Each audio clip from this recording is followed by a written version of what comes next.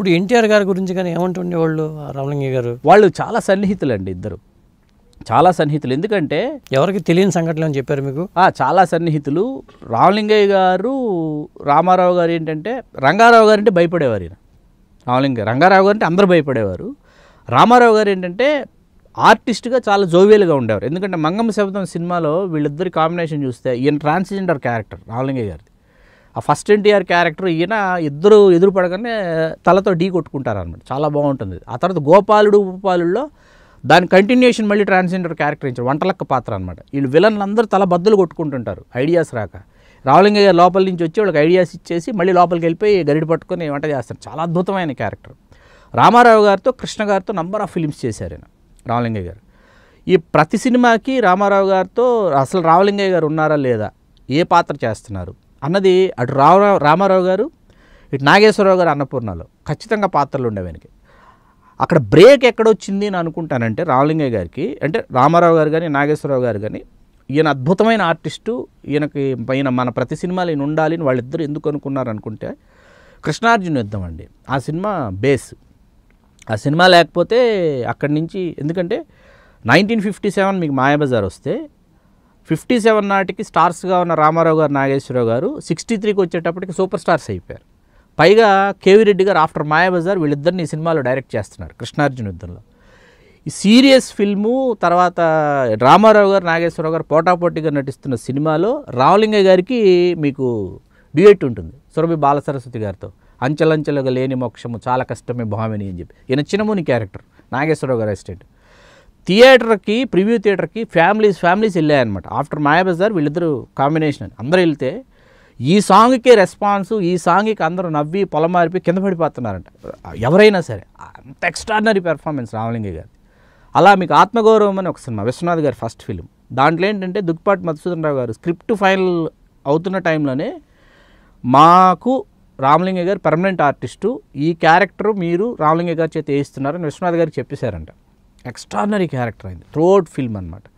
ఆ టైంలో విశ్వనాథ్ గారికి ఏంటి మనసులో ముద్రించుకుపోయింది, రామలింగయ్య గారు లేకుండా నా సినిమా ఉండకూడదని. మీరు వరుసగా విశ్వనాథ్ గారి సినిమాలు, శంకరాభరణంలో కూడా అంతే కదా. శంకరాభరణం 79, 80s అండి. నేను చెప్తున్నది ఇప్పుడు ఆత్మగౌరవం అక్కడి నుంచి వెరీ స్టార్టింగ్ కెరీర్ విశ్వనాథ్ గారు. ఆత్మగౌరవం చెల్లెలు కాపురం అండి, పిసినిగొట్టు పబ్లిషర్ క్యారెక్టర్. అట్లాగే కాలం మారింది, అందులో స్వాతంత్ర సమరయోధుడు, స్వాతంత్రం వచ్చేసి ఉంటుంది, నేనే ఎమ్మెల్యేని కాన్స్టిట్యున్సీలో, ఏ సమస్య వస్తే ఈయన వెళ్ళిపోతుంటాడు. వెళ్ళిపోయి బాబు బాబు బాబు నాయన నాయన నాయన అని ఆ సమస్యను పరిష్కరిస్తుంటాడు ఈయనే అనమాట.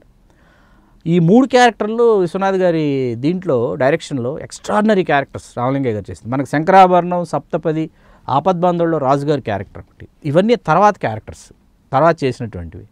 ఈ వెరీ బిగినింగ్ కెరియర్ విశ్వనాథ్ గారు.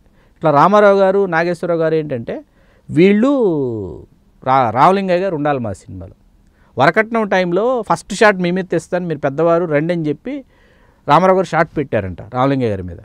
మీకు స్క్రిప్ట్ వచ్చేసింది కదా, డైలాగులన్నీ మీకు వచ్చేసాయి కదా, రెండో డైలాగ్ చెప్పండి అన్నాడు. ఈయన ఫస్ట్ డైలాగ్ నేర్చుకుని వెళ్ళారు. ఈయన చెప్పలేకపోయారంట. ఈయన డైలాగ్ చెప్పలేకపోతే ఆమె అప్పం పప్పం అని అనేస్తే ఏంటి ఏమైంది మీకు, టేకులు మీరు టేకులు తీసుకుంటున్నారు అని. సరే నేను కళ్ళు మూసుకుని కాసేపు అలా నేను సేద తీరుతాను, మీరు సేద తీరు రండి అనేసి అలా సేద తీరారంట.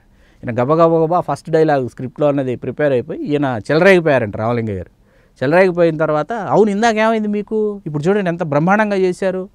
అది మధ్యాహ్నం ఈయన లంచ్ బ్రేక్లో రామలింగయ్య గారు పడుకుంటారండి కాసేపు. ఆయన చెప్తారు, భోజనం చేసిన తర్వాత నాకు కాసేపు నేను కునుకు తీస్తా, మీరు నన్ను కునుకు తీసుకోనీయకుండా షార్ట్కి పిలిచారనుకోండి, నేను కేకుల్లాగా తింటా, మీ ఫిల్మ్ ఎగిరిపోద్ది, కాబట్టి పడుకొని లేచి ప్రశాంతంగా వస్తా అని వచ్చారు. ఆ రోజు పడుకోలేదట, నెక్స్ట్ డైలాగులు ప్రిపేర్ అవుతున్నాను రామలింగయ్య గారు. ఇది రామలింగయ్య గారు చెప్పిందే. అట్లా వాళ్ళ మధ్య సో మెనీ ఇన్సిడెంట్స్ అనమాట. వాళ్ళు గౌరవాలు ఇచ్చిపుచ్చుకునేటటువంటి రామ్యామ్య అప్పం అప్పం ఉంది కదా. అవునండి. అసలు అది ఊతపదంగా ఎలా వచ్చింది? అది రామ్యామ్య ఆయనదేనండి. ఆయన ఏంటంటే డైలాగ్ మర్చిపోయినప్పుడు ఆమ్యామ్య అనేసేవారంట. ఆయన చెప్పారు ఆమ్యామ్య అనేది ఏమైపోయిందంటే ఊతపదం అయిపోయింది. అప్పం పప్పం కూడా అలా వచ్చింది. అప్పం పప్పం మీకు ఎక్కువగా రాఘవేంద్రరావు గారు డైరెక్షన్లో ఉన్న సినిమాలు అప్పం పప్పం, సత్యానంద్ గారు వీళ్ళు కూడా అది అనండి బాగుంటుందని. వేటగాడి మొత్తం అప్పం పప్పమే ఉంటుంది అనమాట మీకు. ఆమ్యామ్య వెరీ బిగినింగు. ఇది ముళ్ళపూడి వెంకటరమణ గారిని అడిగారంట, ఆమ్యామ్య సృష్టికర్త మీరే కదా అంటే, కానే కాదు, దీని పేటెంట్ రైట్స్ అన్ని రామలింగయ్య గారివే, నావి కాదు, ఆయన సృష్టించింది, మేము దాన్ని కంటిన్యూ చేసేసాం మేము కూడా మా సినిమాల్లో అని చెప్పేసి.